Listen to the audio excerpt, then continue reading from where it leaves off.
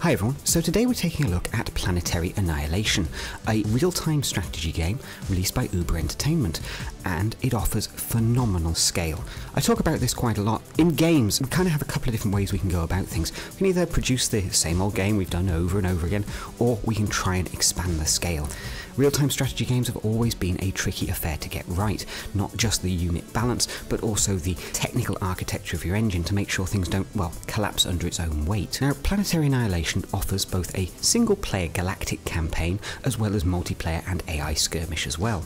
There is a huge number of different units, and when I say this game has scale, I really do mean it. Thousands of units spread across multiple planets, all able to fight each other, able to travel between the various planetary bodies, and at the end of the game even be able to build the Annihilator, the ultimate planet-destroying weapon. Now, Planetary Annihilation has been, strictly speaking, out for a fair old while because it launched as an early access, and so I've had the pleasure of following this game right the way through from its early alpha to launch, and I can tell you the developers have done a fantastic job. The final launch game that they've released just a couple of days ago really is stunning. The single-player Galactic Campaign is really a series of procedurally generated planets which you will fight AI opponents on. In my opinion, it's not really the primary draw of Planetary Annihilation, which is most definitely those multiplayer games against your friends, enemies, and random people you meet across the internet. The AI Skirmish is a pretty standard affair that we've come to know and love from real-time strategy games, and it's here as well.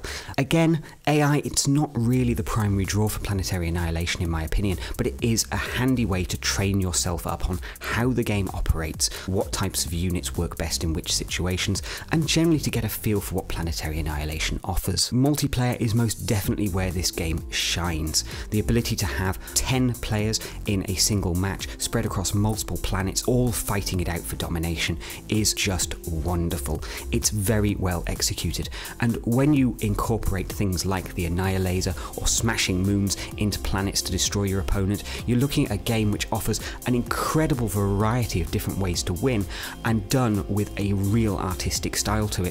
There is nothing better than blowing up a planet with the Annihilator, because let's face it, it's a Death Star. Planetary Annihilation is a game that will require the best from your computer. Do not bother to buy this game if you have a single core computer. Even dual core computers will struggle in the larger matches. Really, this game requires a quad core processor with 8 GB of RAM and at very least a 560 GPU. That's if you want to get the best out of this game at scale, and obviously that is really where this game shines. For smaller matches you can get away with 4 GB of RAM and a dual core processor with a 460 GPU, but you will find the game will slow down. What we call time dilation kicks in if the resources available on the computers are not sufficient.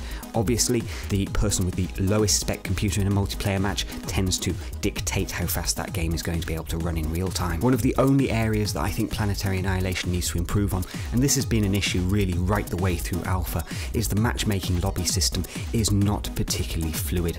At times it will get jammed up and you'll have to add a spectator slot to effectively get the game to show up properly again within the lobby, as well as issues with the lobby just kind of crashing every so often. We don't really know what is causing this, it's just bugs, and as you may be aware, lobbies are never a particularly fluid experience in most games. They tend to be a buggy affair. But once you actually get into a match, and bearing in mind those problems with the lobby are few and far between, but once you get into a match, the game really starts to fly, and very, very rarely these days do we ever have game-breaking bugs or crashes or anything like that. But Planetary Annihilation is a game that, for my mind, is always going to keep evolving.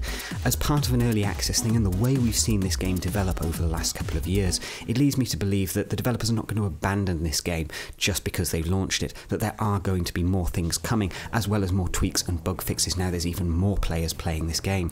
Planetary Annihilation is currently available for around £23 on Steam, and it's certainly well worth it. A game with this much content for just over 20 quid is an amazing bargain. It really, really is. Planetary Annihilation is the best strategy game we have ever seen. It's as simple as that, really. If you think of the lineage of these games, from Total Annihilation, Supreme Commander, this really is the next evolutionary jump, and it's done it in a way that just inspires massive confidence that this is the real-time strategy game we deserve, unlike games like Command & Conquer over the last few years. Planetary Annihilation brings big strategy on big battlefields and a big annihilator. Thanks for watching. Do please subscribe to us on YouTube and Twitch, and please like and comment on these videos as well. We love to chat.